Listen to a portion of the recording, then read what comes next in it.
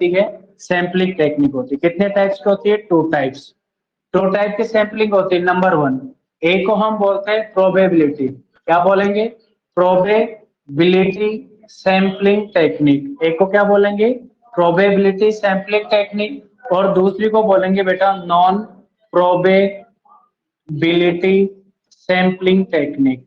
एक को तो क्या बोलेंगे? प्रोबेबिलिटी सैम्पलिंग टेक्निक, और दूसरे को क्या बोलेंगे? Non probability sampling technique. याद रहेगा, जो प्रोबेबिलिटी सैम्पलिंग टेक्निक है इसमें एक वर्ड आपको याद रखना है। क्या याद रखना है? कि प्रोबेबिलिटी सैम्पलिंग टेक्निक में यानी कि रिसर्चर ऑल पार्टिसिपेंट यानी कि एंटायर पॉपुलेशन को क्या करता है?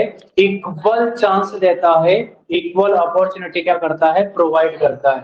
यानी कि इसमें प्रोबेबिलिटी में क्या मिलता है बेटा? इक्वल चांस मिलता है एंटायर पॉपुलेशन को। क्या मिलता है? इक्वल चांस मिलता है। इक्वल क्या मिलती है? अपॉर्चुनिटी मिलती है। इक्वल क्या मिलती है? अपॉर्चुनिटी। चाहे एंटायर पॉपुलेशन 1000 हो, 2000 हो, सबको इक्वल रूप से ट्रीट किया जाएगा। जबकि यहाँ पर इक्वल रूप से ट्रीट नहीं करते हैं। यहाँ पर क्या नहीं मिलता बेटा? Not equal chance. यहाँ पे क्या नहीं मिलता बेटा? इक्वल चांस नहीं मिलता है ऑल एंटायर पॉपुलेशन को। यानी कि जो एंटायर पॉपुलेशन है उसको इक्वल क्या नहीं मिलता है? चांस नहीं मिलता है। किस पर? नॉन प्रोबेबिलिटी सैम्पलिंग टेक्निक पर। जबकि प्रोबेबिलिटी सैम्पलिंग टेक्निक पर एंटायर पॉपुलेशन को क्या मिलता है? इक्वल चांस मिलता है। और उसमें से हम क्या करते हैं? सेलेक्ट करते हैं। जैसे मान लीजिएगा 100 पद पे वैकेंसी निकली। कितने पद पे? 100 पोस्ट पे वैकेंसी निकली। और बेटा अप्लाई करने वाले कितने हैं? 10,000। कितने हैं? 10,000। अब ये 10,000 तो हमारा क्या हो गया? Entire population. अब इन 10,000 को क्या मिलना चाहिए? इक्वल चांस मिलना चाहिए। और इक्वल अपॉर्चुनिटी से हम सेलेक्ट करेंगे कितना? सैंपल साइज यानी कि 100। आप किस किस के थ्रू करेंगे? प्रोबेबिलिटी सैम्पलिंग टेक्निक के थ्रू। या तो stratified random sampling technique use करेंगे, या systematic random sampling technique use करेंगे, या simple random sampling technique use करेंगे, या sequential random sampling technique use करेंगे, या क्लस्टर सैम्पलिंग टेक्निक यूज करेंगे, या फिर मल्टीस्टेज सैम्पलिंग टेक्निक यूज करेंगे। याद रहेगा, यानी कि इन 10,000 को इक्वल चांस मिलना चाहिए। अब एग्जाम लिया, सभी का लिया, इक्वल चांस मिला ना सभी को। अब उसके बाद में जिसके सबसे अच्छे नंबर आए उसी को हमने क्या कर लिया? सेलेक्ट कर लिया। यानी कि लॉटरी सिस्टम के थ्रू भी हम कर सकते हैं। लॉटरी सिस्टम के थ्रू यानी कि इन 10,000 के नाम से हम क्या बनाएंगे? चिट बनाएंगे। इन 10,000 के नाम से हम क्या बनाएंगे बेटा? यानी कि एक लिस्ट बनाएंगे, राइट। और उस लिस्ट को क्या करेंगे? बड़ी वाली बाल्टी में रख देंगे। और बाल्टी में रखने के बाद जो इंडिपेंडेंट पर्सन है उसे बोलेंगे कि आप इस बाल्टी से क्या निकालो? 100 चिट निकाल लो। जो 100 चिट जो निकलेंगे उसी को हम सैंपल्स के रूप में क्या कर लेंगे? सेलेक्ट कर लेंगे। तो सभी 10,000 इक्वल चांस मिला कि नहीं? इस टाइप की सैम्पलिंग टेक्निक को बोलते हैं प्रोबेबिलिटी सैम्पलिंग टेक्निक। क्या बोलेंगे? Probability sampling technique. जबकि यहाँ पर नहीं होता है। नॉन प्रोबेबिलिटी में क्या होता है कि सैंपल साइज कितनी है? 100। और आपके एंटायर पॉपुलेशन कितनी है? 10,000। कितनी है? 10,000। अब ये रिसर्चर क्या करेगा? अपनी कन्वीनियंस के हिसाब से, अपनी कन्वीनियंस यानी कि अपनी सुविधा के हिसाब से इन 10,000 में से 100 को क्या कर लेगा? सेलेक्ट कर लेगा। जो इसको अच्छे लगते हैं उनको सेलेक्ट कर लेगा, जो इसके हिसाब से रिलायबल है उनको सेलेक्ट कर लेगा, जो इनके पास नियरेस्ट है उसको ले लेगा, जो इजीली अवेलेबल है उनको ले लेगा। तो ये क्या हो गया? Non probability sampling technique. यानी कि किसी को इक्वल अपॉर्चुनिटी नहीं मिली है। समझ रहे हो आप? इक्वल अपॉर्चुनिटी का मीन्स होता है कि जितनी भी एंटायर पॉपुलेशन है सबको एक इक्वल ट्रीट करना है, इक्वल चांस देना है, इक्वल अपॉर्चुनिटी देना है। जबकि यहाँ नहीं देते हैं। जैसे कभी कभी क्रिकेट का मैच होता है, एक कहता है कि हम बैटिंग नहीं करेंगे हम खेलेंगे, तो क्या करेंगे? हम कॉइन को हवा पे उछालते हैं। तो 50% हेड आने की संभावना होती है और 50% टेल आने की संभावना होती है। यानी कि जिस टीम ने हेड मांगा और हेड आया तो वो क्या करेंगे? खेलेंगे। और जिस टीम ने टेल मांगा और टेल नहीं आया, हेड आया, तो हेड मांगने वाला खेलेगा, राइट। तो इक्वल अपॉर्चुनिटी मिली दोनों को। यहाँ पर एंटायर पॉपुलेशन क्या मिलेगी?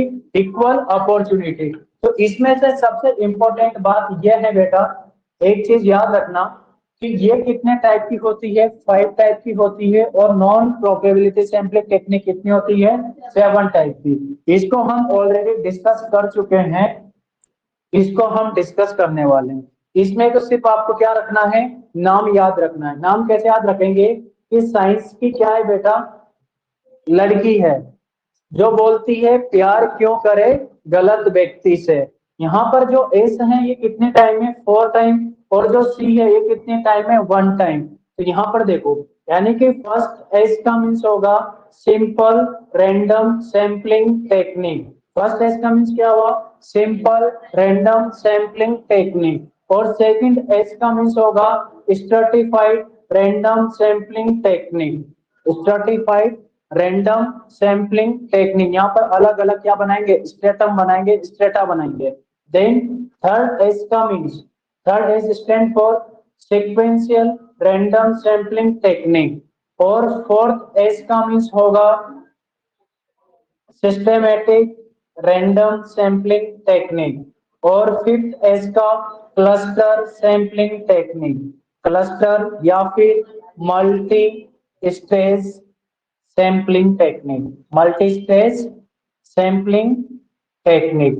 यहां तक आपको समझ में आया, मल्टी स्टेज सैम्पलिंग टेक्निक। ये 5 तो किसमें है, प्रोबेबिलिटी सैम्पलिंग टेक्निक में।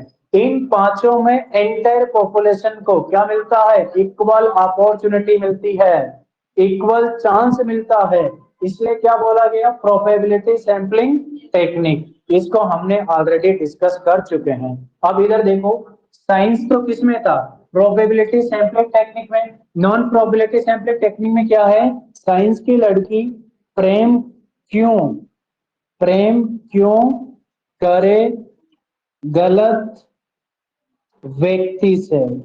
साइंस की लड़की प्रेम क्यों करे गलत व्यक्ति से। तो ये कितने टाइप के होते हैं बेटा, 7 टाइप के। पी, ये स्टैंड फॉर पी, फर्स्ट क्यों सी, यहाँ पर 2 सी है, कितने, 2 सी, राइट। गलत मीन्स जी, व्यक्ति मीन्स वी, और से means S.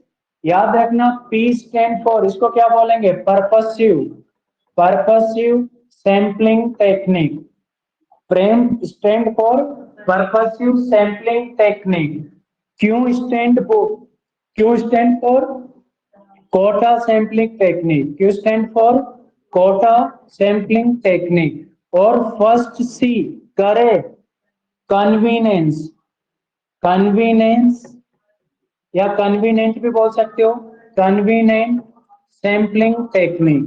Second C consecutive sampling technique. ये कॉन्सिक्यूटिव सैम्पलिंग जो टेक्निक होता है सिमिलर होता है किसके, कन्वीनियंट के।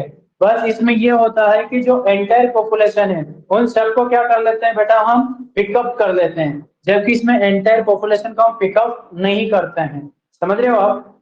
और यहाँ जो पॉपुलेशन है, जो सैंपल है, वह रिलायबल भी नहीं होते हैं और स्टेबल भी नहीं होते हैं और चेंजेबल होते हैं। क्योंकि जैसे ओपीडी को आपको असेसमेंट करना है, अब ओपीडी में जरूरी जो आज आए वो कल आए या फिर परसों नहीं आ सकते ना, तो चेंजेबल क्या होती है, इसमें सैम्पलिंग होती है। और यहाँ पर जो सैम्पलिंग साइज है वो फिक्स्ड भी नहीं होती है, इस बात का याद रखना। देन इसके बाद में genealogy, genealogy sampling technique means voluntary, volunteer, voluntary sample technique, sampling technique. S means snowball, snowball sampling, sampling technique, snowball, snowball sampling technique. याद रखना, साइंस की लड़की प्रेम क्यों करे, प्यार क्यों करे गलत व्यक्ति से।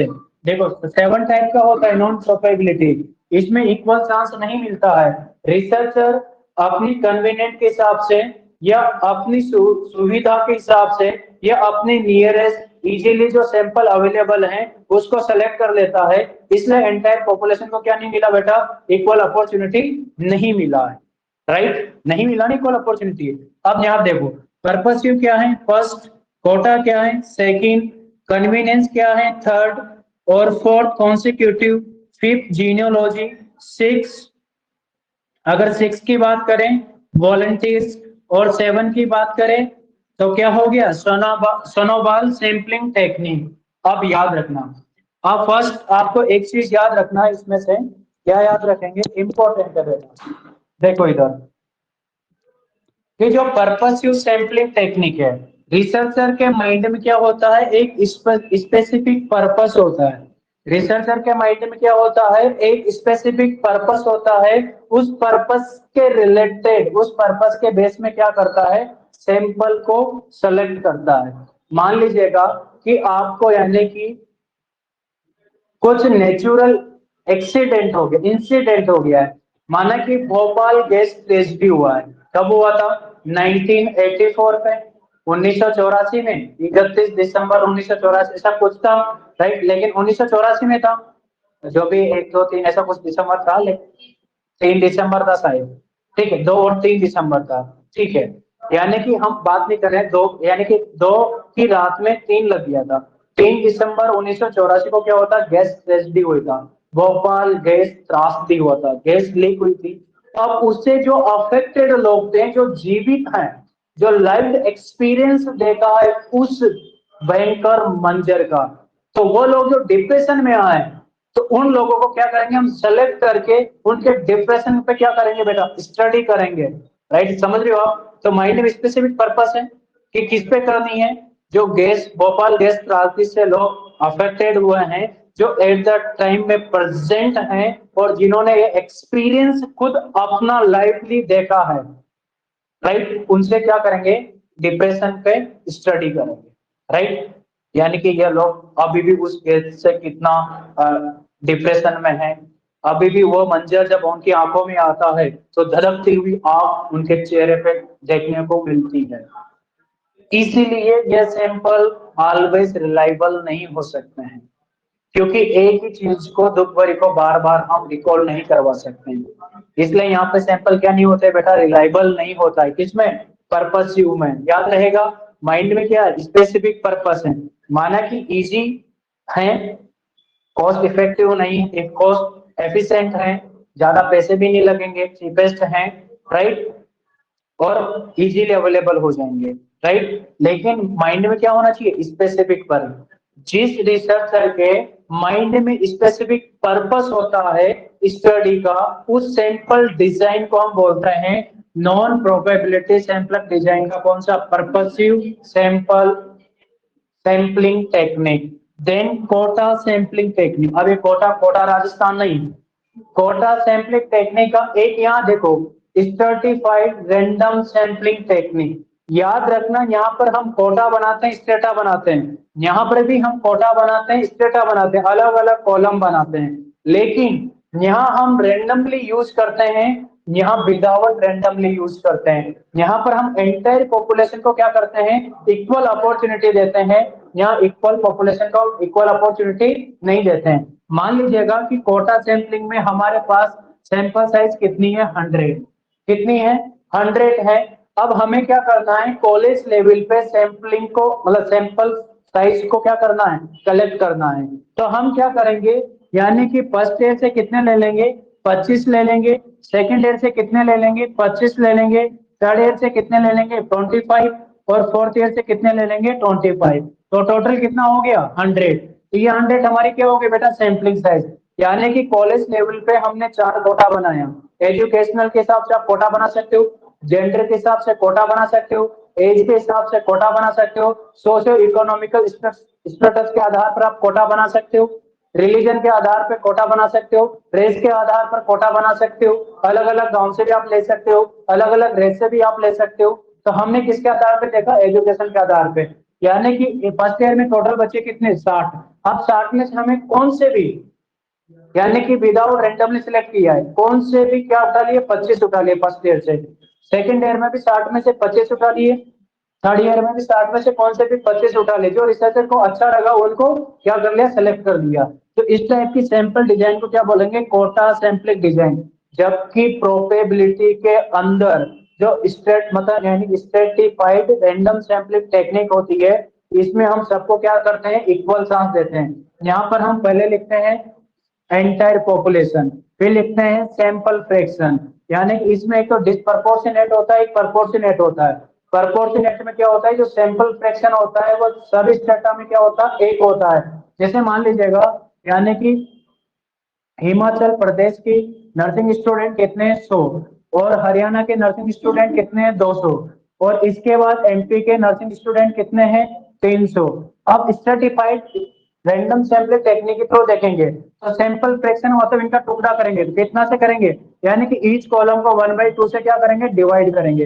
अब 100 को हमने कितने से किया 1/2 से, 200 को किन से 1/2 से, तो हमारे पास कितना आएगा 50, 100 और 150। देखो ना, इसका आधा कितना हो गया 50, 100 का आधा कितना हो गया 200 का आधा कितना हो गया 100, 300 का आधा कितना हो गया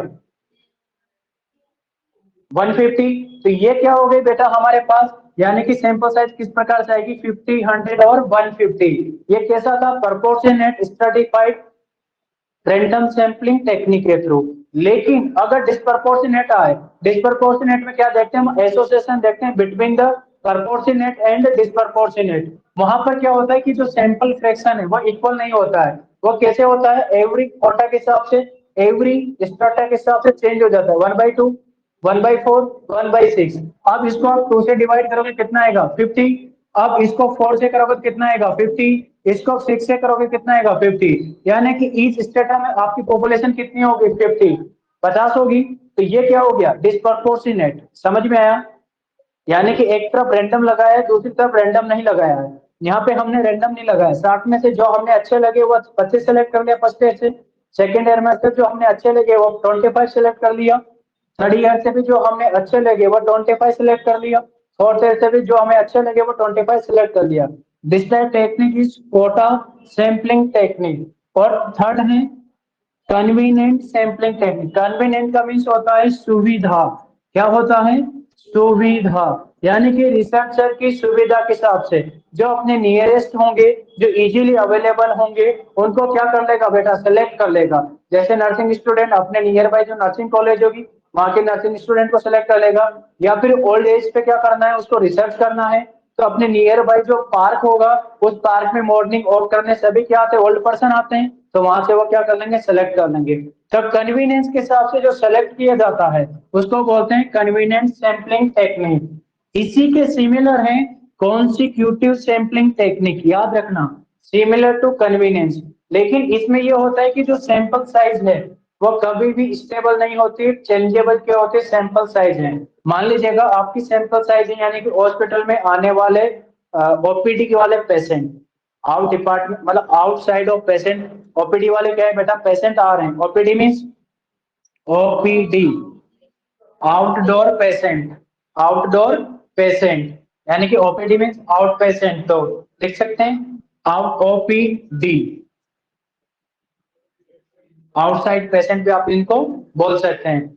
आउटसाइड पेशेंट डिपार्टमेंट या आउटसाइड जो पेशेंट आ रहे हैं दिखा रहे हैं और जा रहे हैं, आ रहे हैं दिखा रहे हैं और जा रहे हैं, इसलिए यहाँ पे सैंपल साइज क्या नहीं हो सकती है स्टेबल नहीं हो सकती, चेंजेबल होती है, राइट। इसलिए यहाँ पर सैंपलिंग पे क्या नहीं कर सकते रिलायबल नहीं कर सकते हैं। दूसरा जीनियोलॉजी। जीनियोलॉजी का मीन्स है हमें किसी भी ट्रेडिशन का क्या करना है बेटा स्टडी करना है, वहां से सैंपल क्या करना है सिलेक्ट करना है, तो किसके थ्रू कर सकते हैं जीनोलॉजी। जैसे आपने एक रिसर्च पढ़ा होगा इथेनोग्राफी। इथेनोग्राफी रिसर्च में क्या होता है कि आप कल्चरल स्टडी करते हो, जैसे ट्राइबल लोगों के कल्चरल स्टडी करना इज कॉल्ड इथेनोग्राफिकल रिसर्च। तो अब ये सैंपलिंग कहाँ यूज करते हैं बेसिकली रूरल में यूज करते हैं, गाँव में इस स्टडी का यूज किया जाता है, यानी कि गाँव में जाके बोल दिया जाता है कि हमें इस कस्टम के हिसाब से क्या करना है स्टडी करना है, राइट। तो बेटा वो क्या कर लेते हैं खुद ही अपने हिसाब से एक जोन बना लेते हैं और जाके सेलेक्ट कर लेते हैं, लेकिन वहाँ बाइस और एरर आने की संभावनाएं काफी ज्यादा होती है। समझ रहे हो आप, जैसे कि आप कल्चर स्टडी करने गए आदिवासियों के बीच में तो कुछ सपोर्ट करेंगे कुछ सपोर्ट नहीं करेंगे, राइट, कुछ आप स्टडी के सैंपल बनेंगे कुछ नहीं बनेंगे, तो इस टाइप का एरर और बाइस उत्पन्न होंगे, तो उसको हम क्या बोलेंगे जीनोलॉजिकल स्टडी। यानी कि कल्चरल जो रिसर्च स्टडी की जाती है इथेनोग्राफिकल रिसर्च कहा जाता है, उसको क्वालिटेटिव रिसर्च से बिलोंग करती है, राइट। और उसकी सैंपलिंग को हम बोलते हैं जीनोलॉजिकल सैंपलिंग। इसे भी ले सकते हो लेकिन बेसिकली ये ले होती है विशेषकर गाँवों पे। Then volunteer sampling. वॉलेंटियर का मतलब समझ में आ रहा है, यानी कि मान लीजिएगा एक नर्स रिसर्चर हैं, उन्होंने यानी कि ब्लड प्रेशर को योगा के थ्रू कम करने के टेक्निक पे रिसर्च कर रही है, तो वो क्या करेगी अपनी इस टेक्निक का प्रचार न्यूज़पेपर में दे देगी। अब लोग क्या करेंगे जब न्यूज़पेपर रीड करेंगे तो सब उससे क्या कर लेंगे अपने आप ऑटोमेटिकली क्या करेंगे कांटेक्ट करेंगे रिसर्च से, और पूछेंगे कहां पर है, तो वापस वो क्या होंगे, पार्टिसिपेट होते हुए चले जाएंगे किसमें, स्टडी पे। तो इस प्रकार जो सैंपल कलेक्ट हुआ है, रिसर्चर ने कुछ नहीं बोला है, सैंपल खुद आया है स्टडी का पार्टिसिपेट करने के लिए, उसको बोलेंगे वॉलंटरी सैंपलिंग। और स्नोबॉल सैंपलिंग, बेटा यहाँ इतना आसान नहीं है सैंपल को चूज करना। स्नोबॉल में मीन्स होता है कि मान लीजिएगा आपको प्रिविलेंस ऑफ HIV और एड्स पे क्या करना है, स्टडी करना है, तो आप एड्स के पेशेंट कहाँ से ढूंढोगे, क्या आम फीमेल से जाके बोल सकते हो, एक मदद कीजिएगा ना कि हमें एड्स वाले यानी कि जो हेबिचुअल सेक्स वर्कर हैं यानी कॉमर्शियल सेक्स वर्कर हैं उनके ऊपर स्टडी करते हैं, बिकॉज वो क्या है इजीली HIV से इन्फेक्टेड हो जाती है। तो कहाँ से सैंपल चूज करो, क्या किसी जनरल फीमेल से जाके बोल दोगे, चाटा मारेगी, चप्पल की मारेगी उठा के। तो बेटा यहाँ से सैंपल चूज करना बहुत टफ हो जाता है।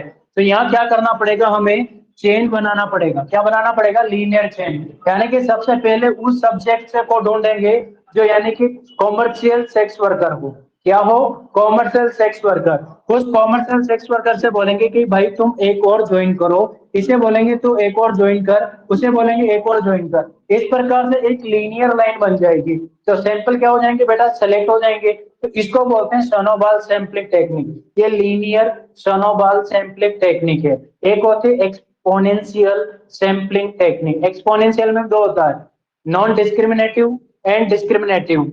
डिस्क्रिमिनेटिव में क्या होता है कि हम एक से बोलेंगे कि भाई तू दो सैंपल को सिलेक्ट करना, राइट, फिर इनसे बोलेंगे तुम भी दो को करना, इसने भी दो को किया, फिर इनसे बोलेंगे तुम भी क्या करना, दो को करना, इनसे बोला तुम भी दो, तुम भी दो, तुम भी दो, तुम भी दो, तुम भी दो, दो दो को क्या करो, सिलेक्ट करो। तो बेटा आपकी सैंपल साइज क्या हो जाएगी, लार्ज। ये तो हो गया non discriminative snowball sampling technique, exponential. और होता है एक्सपोनेंशियल डिस्क्रिमिनेटिव सैंपलिंग, आपने दो को बोला, एक न्यूट्रल हो गया, एक इनएक्टिव हो गया, नॉन एक्टिव, इसने आगे जोड़ा ही नहीं, सिर्फ एक जोड़ा, फिर इसने दो किया, ये इनएक्टिव हो गया, फिर इन्होंने दो जोड़ा, फिर एक इनएक्टिव हो गया। इस प्रकार को बोलेंगे exponential discriminative snowball sampling technique. याद रहेगा सैंपलिंग टेक्निक कितने टाइप की होती है, दो टाइप की, probability sampling technique, non probability sampling technique. Probability sampling technique में इक्वल चांस मिलता है एंटायर पॉपुलेशन को, जबकि नॉन प्रोबेबिलिटी में इक्वल चांस इक्वल अपॉर्चुनिटी नहीं मिलती है एंटायर पॉपुलेशन को। प्रोबेबिलिटी सैंपलिंग टेक्निक 5 टाइप की होती है, फर्दर डिवाइडेड करते हैं तब।